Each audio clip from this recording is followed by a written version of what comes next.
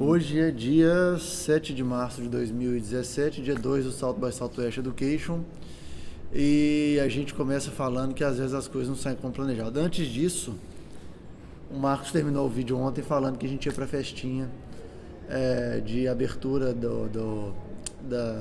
da conferência.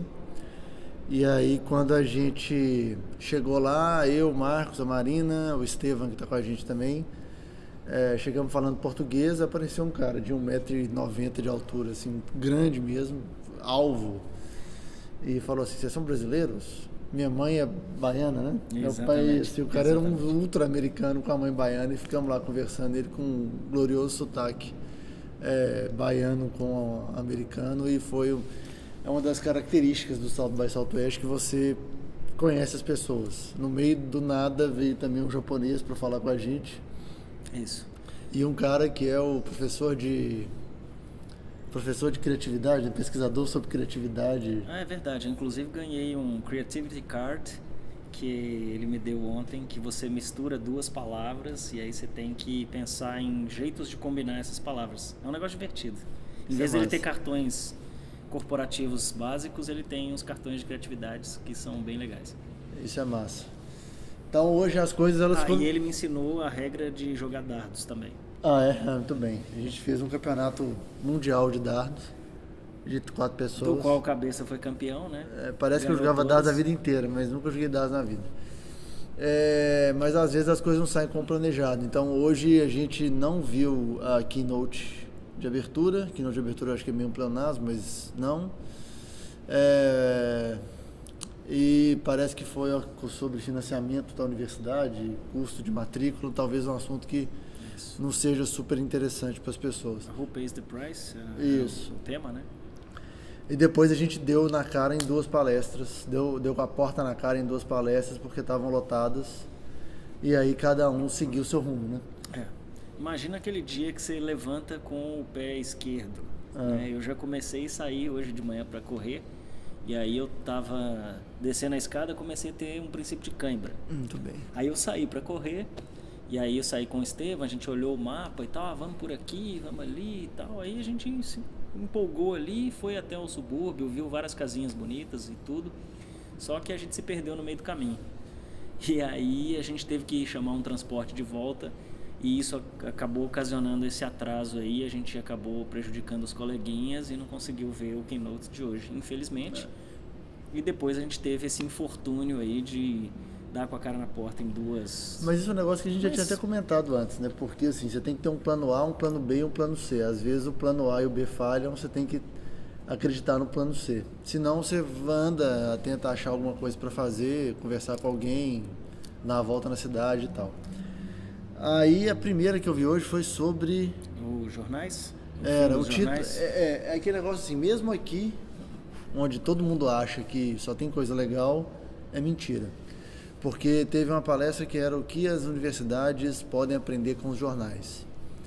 O fim dos jornais ou alguma coisa do tipo, e aquela crise de que os jornais eles deixaram de ser importantes com a internet, perderam assinantes, perderam publicidade, perderam relevância, e parece que tem uma discussão aqui nos Estados Unidos a respeito se isso pode acontecer com as universidades.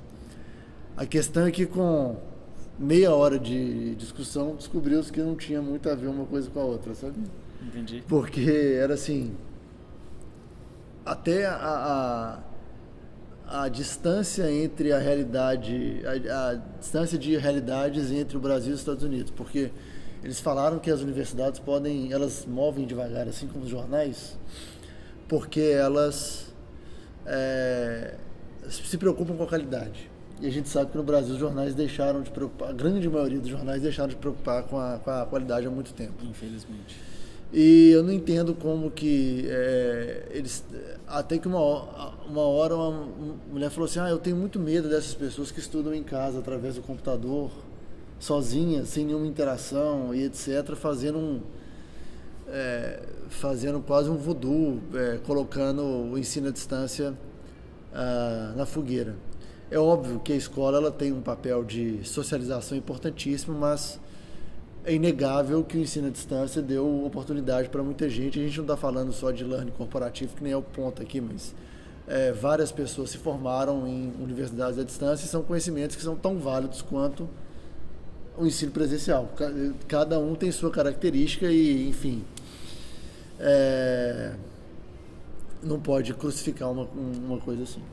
E isso é interessante porque me dá um gancho para falar da palestra que eu fui ver. Era sobre games, né, sobre a experiência de trazer jogos para as universidades, e foi bem interessante por um lado, porque eles trouxeram dois casos.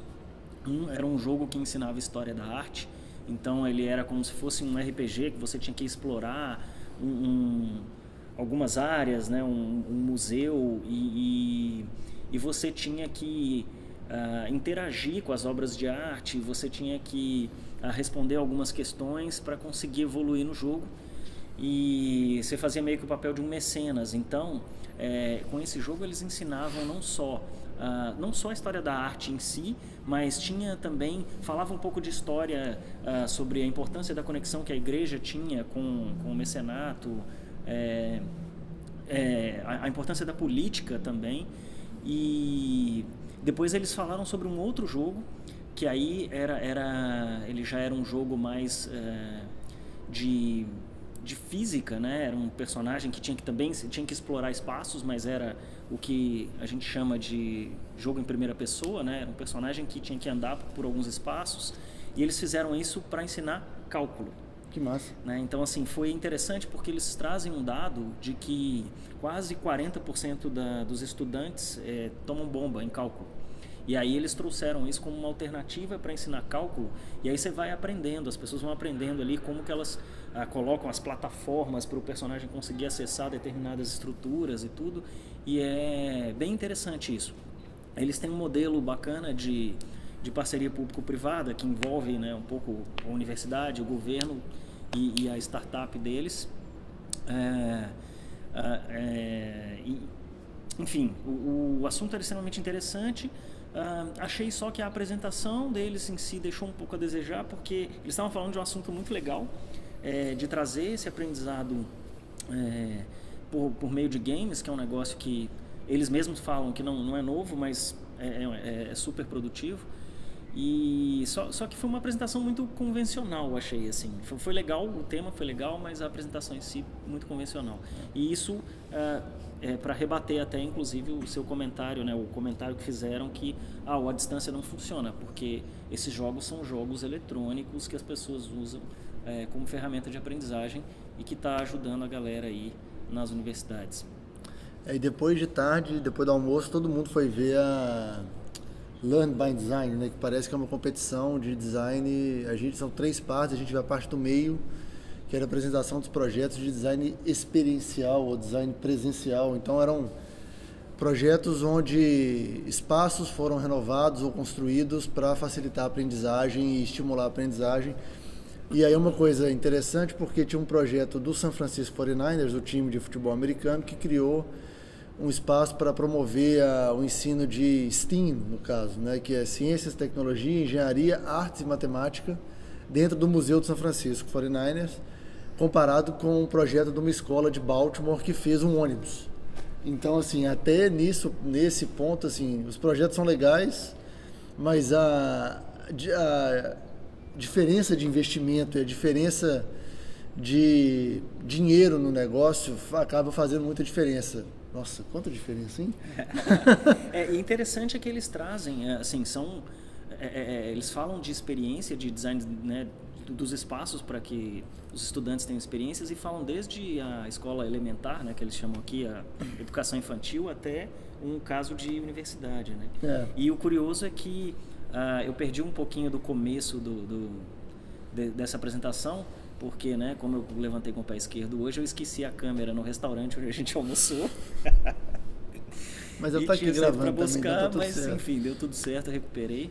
E pelo que eu fiquei sabendo, o projeto mais legal, mais interessante em termos de experiência é justamente o do San Francisco 49ers, que não é uma instituição de ensino, né? Exato. E aí fica uma dica também, um desejo para que os clubes de futebol no Brasil, os que têm capacidade de investimento, busquem fazer a mesma coisa, né? Então, o projeto é muito legal. Agora eles estão sendo votados, a gente vai descobrir quem ganhou amanhã. Quer dizer, a gente vai descobrir agora, mas a gente vai falar para vocês amanhã isso. E eu terminei o dia vendo uma palestra do Instituto Inspirare lá do Brasil sobre estudantes como inovadores na educação. O que é muito legal, que são 2 pesquisas onde os estudantes coordenaram e são 2 realidades e como que a insatisfação tem muito a ver com o que a gente ouviu ontem na keynote, de que geralmente as escolas não escutam a voz dos estudantes e eles ficam insatisfeitos, e foi tentar fazer o caminho inverso. Foi muito legal trazer... Aquela história do eu sei o que é melhor para você. Isso. É muito legal trazer a experiência de fora dos Estados Unidos e uma experiência nossa aqui do Brasil, só que eu acho que a organização nesse ponto pecou porque parece que não permitiu o uso da tradução simultânea. Então, tinha o Maílson, que é um menino do interior do Pará, se eu não me engano. Isso. E ele não falava inglês e tinha a tradução consecutiva. O problema é que a tradução consecutiva faz com que a pessoa tenha, eventualmente, algum ruído na comunicação. E eu acho que, nesse caso, a tradução simultânea seria um bom jeito não só de fazer a inclusão de quem não fala o português e quem não fala o inglês na mesma discussão e dar um pouco mais de velocidade para as coisas. Eu acho que é muito difícil, às vezes, você ter que se expressar. É o que eu chamo de inglês para persuasão. É muito difícil convencer as pessoas em outro idioma quando você não é tão versado nele. Acho que aconteceu isso hoje. E você quebra a linha de raciocínio da pessoa que está falando, né? Porque ela tem que dar pausas. Então ela, né, tem que ter um discurso mais ou menos treinado. Eu vi o começo dessa apresentação e percebi que o Maílson ele tinha um discurso treinado, assim, não estou falando isso de forma negativa, né, porque na verdade ele é extremamente articulado, mas ele, né, se obrigou a ter determinadas pausas porque você tinha que parar para que a tradutora falasse e, bom, enfim, esse processo é sempre um pouco delicado, né? Não tem jeito. Quer completar alguma coisa sobre isso? Não, você completa e a gente entra para a parte eu vi... dos comentários da amiga internauta que hoje tem. Tá certo. Então, bom, eu vi agora no final, logo depois eu vi o comecinho desse painel que o Felipe falou, mas acabei tô sabendo que a câmera acabou a bateria aqui, mas ali tem, então beleza. Plano A, plano B, se tiver, tem um plano C aqui também. Bom, recuperando o raciocínio aqui, eu vi um painel também agora no final, sobre o uso de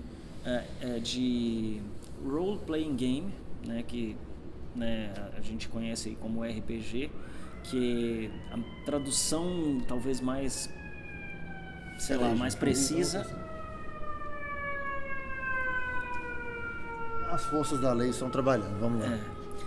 A mais precisa tradução talvez seja jogo de personificação, que eles estão usando em universidades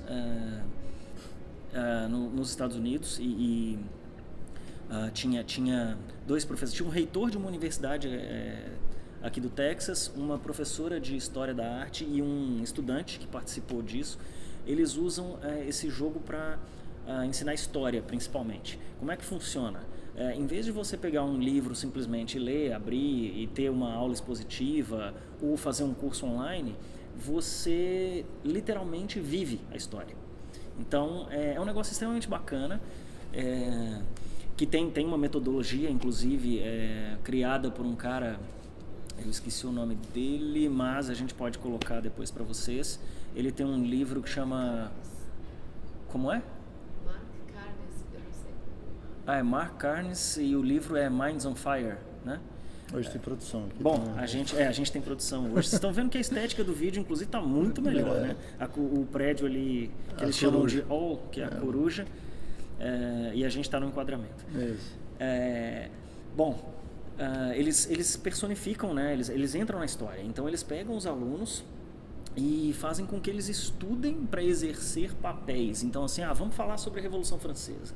Então você tem o cara que vai ser o líder da revolução lá entre os burgueses. Você tem o cara que vai ser o soldado lá da Bastilha. E aí essas pessoas, eles estudam ali e cada personagem tem seus segredos ali, né? Você usa muita coisa da política, dos subterfúgios e eles fazem várias sessões que eles vão personificando, vão entrando na história e eles aprendem a história entrando na história.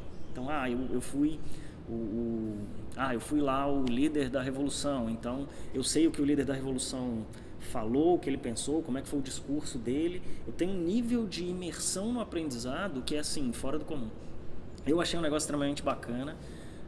Particularmente, eu sou fã de RPG, eu joguei bastante na minha adolescência principalmente, mas a parte disso, eu sei que existe algum preconceito com esse tipo de jogo, mas é uma metodologia que parece que está ganhando algum espaço aqui nos Estados Unidos e que eu acho extremamente bacana, porque as pessoas entram mesmo no universo. Muito bem. Vamos, antes de fechar aqui, a gente tem a interação do amigo internauta hoje. Hoje está chique. De cima para baixo. O Fabrício Vitorino falou das palestras incríveis e das palestras em Godo. Isso é verdade, isso acontece. Verdade. A Aparecida Lacerda amou a imagem hoje, seus lindos, obrigado. Inclusive ela deu um feedback pra gente, valeu demais, porque realmente o enquadramento de ontem a gente foi mais improvisado e acho que hoje a gente acertou um pouco melhor, né? O Caco está dizendo que viu a pesquisa do Inspirar e acha que foi manipulada a interpretação pela forma como eles apresentaram os resultados. Ele viu isso no evento da Folha. O Leonardo Almeida fala que a tradução consecutiva é igual à tradução do tradutor do UFC, com a diferença que o tradutor do UFC, às vezes, ele costuma ser mais... Ele põe o pensamento do cara e dá uma resumida. Então, o cara, às vezes, fala, tipo... treinou muito, graças a Deus, parece que ele está muito feliz com a vitória e pronto, e acelera. Aqui a gente inclusive tem, às vezes, uns contextos contrários, né? Porque no começo da tradução a Marina comentou comigo, ela falou, a tradutora não traduziu o principal ponto que ele falou, que ele estudava numa escola rural. Isso. Então, quer dizer, ela falou, ele estudava numa escola no Pará, e peraí, mas o fato da escola ser rural é fundamental dentro do contexto, a exato. brincadeira ali, né? E o Caco também fala que o não te interessa podia ser assim. Se você não sabe que não te interessa, não te interessa ainda. A gente vai falar. Você vai saber um dia. Em breve. Eu acho que é isso. Amanhã vai ter mais coisa. A gente está, obviamente, né? Esse é um comentário totalmente idiota, mas amanhã teremos uma agenda cheia de novo e aí a gente traz o que, no fim do dia, a gente fala o que a gente viu de melhor. E, por favor, bicho, espalhem a palavra. É o que eu sempre falo, ainda sem nome, né? Tipo, espalhem a palavra e continuem acompanhando a gente. Depois, com mais tempo, a gente vai conseguir fazer os comentários em texto, fazer um aprofundamento maior disso tudo que a gente está falando. Sobre coisas pitorescas, só um comentário engraçado. A gente entrou no lounge, né, na salinha da McGraw-Hill, que não sei se vocês conhecem, mas ela é uma editora e parece que está trazendo também outros tipos de solução educacional. Eu estudei curso técnico com ela e tinha um cara na recepção, eles sempre escaneiam, né, os nossos crachás, que tem um QR Code aqui, e a gente entrou e ele fez um comentário assim, vocês são do país acho que mais distante e tal, que veio por aqui e tudo, e aí veio gente da Inglaterra, mas acho que o Brasil é mais longe e tudo, aí a gente entrou, aí de repente veio um cara, ele escaneou, Austrália, acho que você é o país mais distante que veio aqui, e foi engraçado porque ficou parecendo que ele falava isso pra todo mundo, sabe? É a piadinha, né? Mas é isso aí, gente, a gente vai achar alguma cerveja não tão distante agora e amanhã a gente se vê de novo. Valeu. Obrigado aí, gente. Até mais.